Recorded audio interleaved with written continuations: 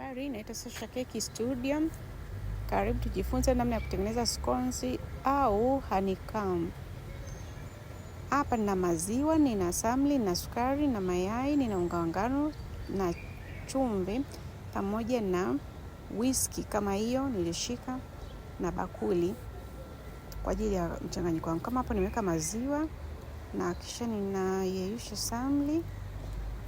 Na kisha hapo hivi nimechukua samli yangu ambayo nimeyeyusha, kisha nikaichanganya kwenye maziwa. Na baada ya hapo nikaweka mayai. Mayai yangu ni mawili kwenye mchanganyiko huu ambao ninauandaa. Na baada ya hapo nikaweka sukari. Sukari hapa ni gramu 10. Na pia nitamalizia na kuweka hamira. Kama hiyo hamira ni gramu 14. Ni sawa na kijiko kimoja kikubwa kilichojaa cha chai.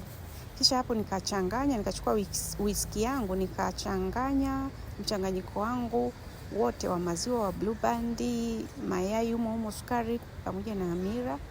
Na baada ya hapo nilichukua unga wa ngano nikachanganya na chumvi. Kisha nikachanganya unga wangu kwenye mchanganyiko ambao nilikoroga mwanzoni. Nikaanza kuchanganya kwa kutumia hii whisky.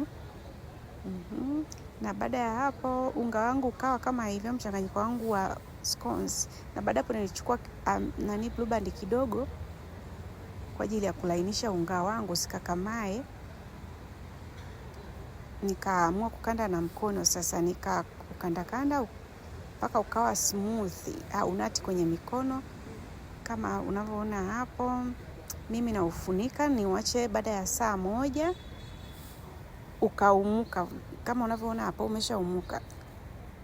Nitaubonyeza kwa kutumia mkono wangu ili kutoa gesi au hewa, na kisha nitaanza kukatakata madonge madogo kama unavyoona hapo. Na baada hapo nitachukua tray yangu, nitaipaka samli kwa kutumia brush.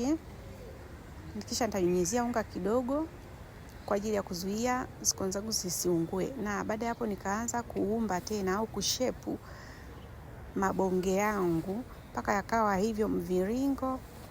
Nikayapanga vizuri, kisha nikayafunika tena niache dakika 20. Kisha nikachukua maziwa kijiko kimoja na yai moja, nikayachanganya kwa kutumia kijiko. Kisha nikapaka juu ya scones zangu haya madonge. Na baada ya kumaliza kupaka, mimi niliamua kubeki kwa sababu vilikuwa bado vimeshaumuka tayari. Nikabeki kama unaona hapo vimeshaiva.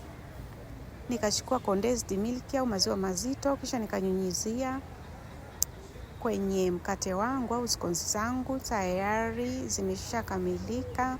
Hapa nampelekea mteja wangu. Asante sana. Kwaherini, na usahau kulike na kusubscribe.